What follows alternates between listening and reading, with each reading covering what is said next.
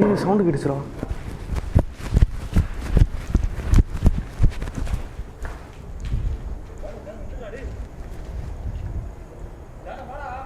யாருண்ணா?